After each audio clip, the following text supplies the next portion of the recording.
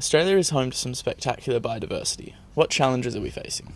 You're right, Australia is a mega diverse nation and we are currently facing unprecedented threats to our biodiversity due to habitat destruction, invasive predators and pathogens, resource exploitation and climate change, amongst other threats.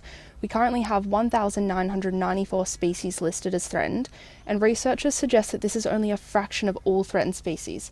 Not to mention, Australia has a poor extinction track record, claiming nearly half of all known mammal extinctions in the last 2 centuries. 13% of all known terrestrial vertebrate species in Australia are facing threat.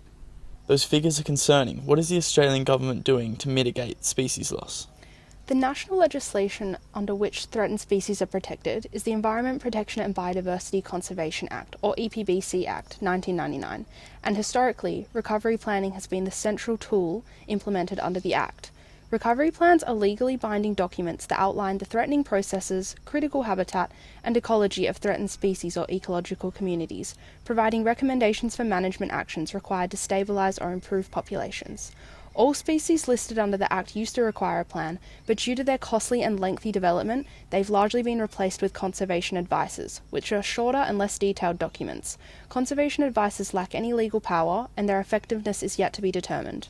Multi-species plans and even ecosystem-based approaches are becoming increasingly favoured by policymakers, since the Environmental Minister in 2009 stated, "Governments need to concentrate their efforts on rescuing and managing landscapes rather than focusing on individual species." So what place do recovery plans have in the future of conservation management? Are they a surefire way to bring our species back from the brink? Well, maybe not. Alarmingly, a 2010 study by Bottrill and colleagues found no evidence that recovery plans were leading to species recovery. They also found that the presence or absence of a recovery plan did not seem to influence what conservation actions were implemented or whether a species received conservation attention. These results are definitely concerning, but before we give up on recovery planning altogether, we need to consider the reasons for the lack of documented success. Firstly, the study only considered a 10-year timeframe, meaning that long-term success may not have been evident. Secondly, it's hard to know exactly what plans and what actions have been implemented. It could also reflect inadequate population data, or it could be that recovery planning simply doesn't work, and there are many reasons why this may be. So can you tell us some more about the shortcomings of recovery planning? Firstly, there is no dedicated government funding for recovery plan implementation. Even if a species has a solid plan, it might never receive funding.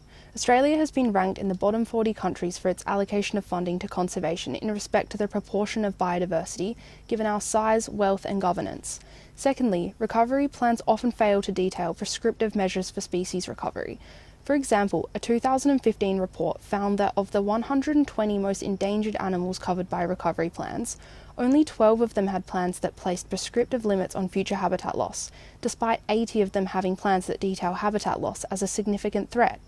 In addition, scarce conservation dollars are being over-allocated to research and monitoring.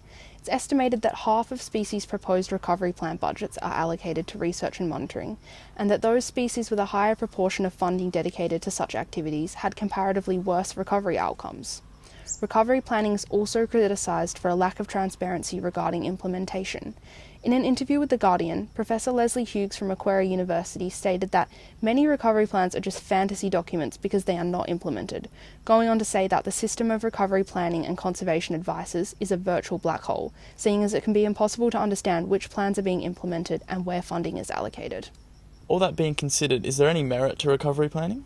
There are some significant advantages. Bottrill and colleagues documented a significant increase in survey effort for species with recovery plans, suggesting that having a plan does inspire increased population monitoring, and having accurate and up-to-date demographic data is central to understanding what impacts our conservation efforts are actually having on threatened species. Recovery plans also have an important advantage over other tools because they are legally binding, meaning once they are adopted, Australian governments must act in accordance with them. If recovery plans move towards being more prescriptive with quantifiable objectives, they have the power to exert real change. Do you have any recommendations for the future of recovery planning and conservation in general? In the long term, we need increased government funding. It's estimated that $122 million is spent annually on targeted species recovery, which is only 15% of what is required to prevent further extinctions and recover threatened species.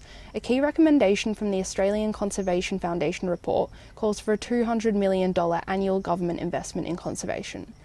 With scarce funding, we need a more systematic approach to implementing actions that can benefit the highest number of species at the lowest cost.